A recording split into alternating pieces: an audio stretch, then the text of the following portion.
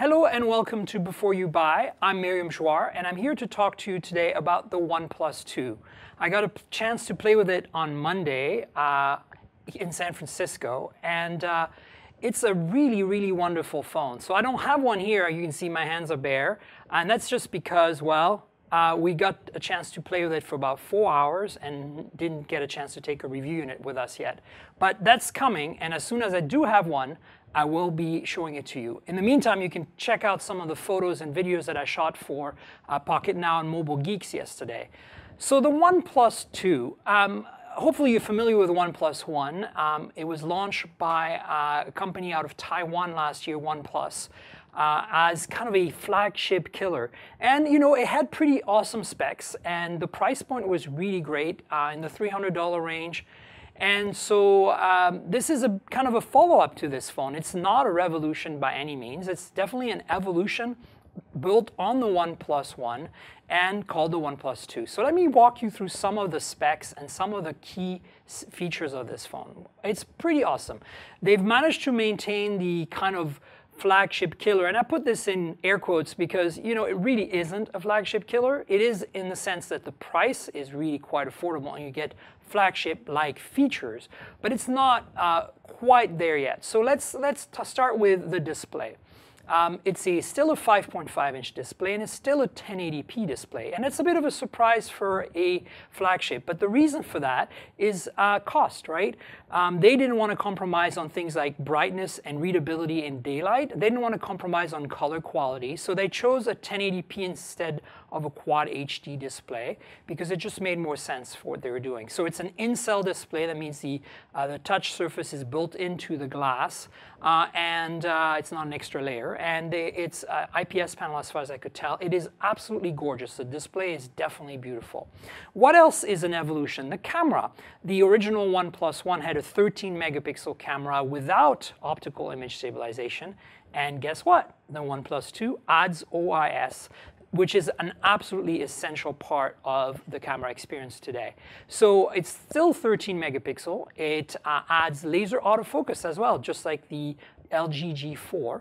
And it's an f/2.0 aperture, so it's a very good for low light, theoretically.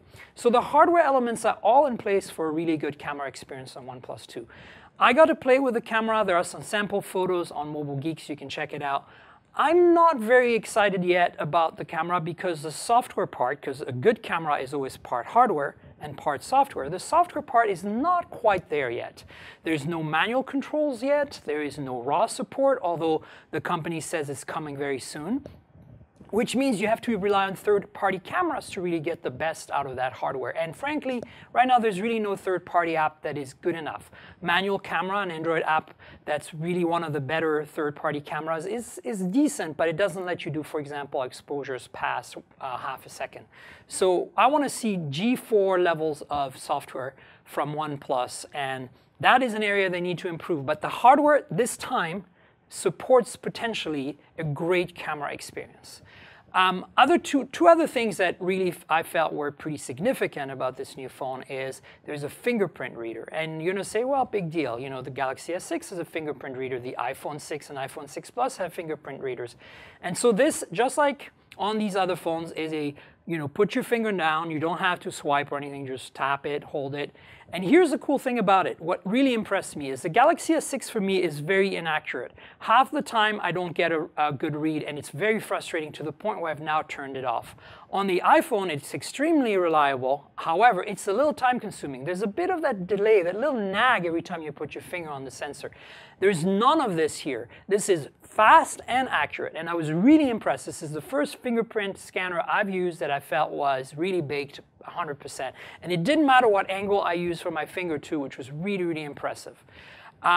The other thing that is kind of a new feature that we've never seen on any phones before is a slider on the side. So it's on this side of the phone, the left side if the display is facing you. And this slider lets you select the notification level in Android. And it's basically either no notifications, priority only, or all notifications. You're probably familiar if you use the Nexus. When you use the slider volume, you have these three options. But you actually have to tap the volume slider, rocker and then pick one of these. No notifications, priority only or all. This lets you do this right by feel on the side of the phone. It's really great. It's going to let us control how many notifications we get to our phones and how, and that's great. I want all Android phones to have that functionality. Other interesting little tidbits.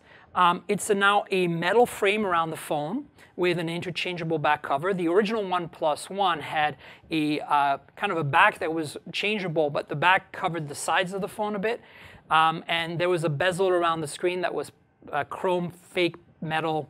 But on this new phone, the entire edge of the phone is very much like a Galaxy Note 4. It's all metal with the little embedded antenna plastic pieces machined in there. It's gorgeous. It's beautifully made.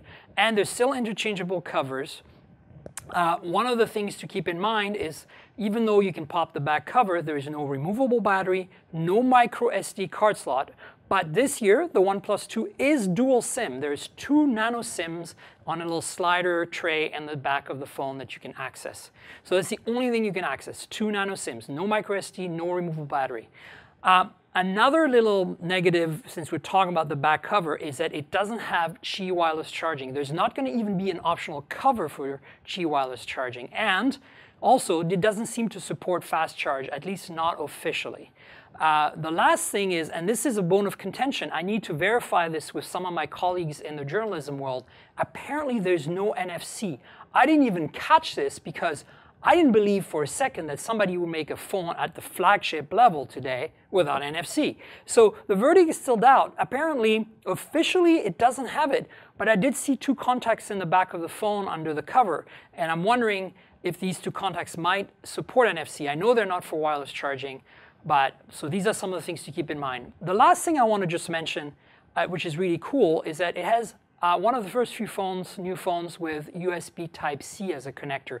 This is a connector that's very similar in size and shape to the Lightning connector that's used on iPhones. And you can plug it in either direction, and it's full USB. It's a new standard that's now used on the new MacBook, on the new Pixel Chromebook from Google, and on a few other devices like the Nokia N1 tablet. So this is going to be the future of connectors. Google has already said they want to do this on the next generation Nexus as well. So this was very interesting to see the first, one of the first phones I played with that functionality. Now, quickly, a few more specs before we wrap this up. You're probably wondering about processor and things like that. Since we're still talking about battery and other related things in the back of the phone, the battery is huge. It's 3,300 milliamp hours. This should last for really quite a long time. And so chips, nothing really too spectacular. It is using Qualcomm's Snapdragon 810, which is the latest octa-core chipset from Qualcomm. This is a big little implementation, 4 large cores and 4 small cores. It has been a contentious chipset because on the HTC One M9, it gets very hot, and battery life is not always the best, especially when playing games and stuff. OnePlus One has clocked this chip at 1.8 gigahertz and has said that it worked closely with Qualcomm to optimize heat and battery life issues. So it's like a version 2.1 basically of this processor, and supposedly remedies some of the issues that we've encountered with this in the past. And finally, this is paired with 4 gigabytes. Yes, I said 4 gigabytes of RAM, which is pretty incredible.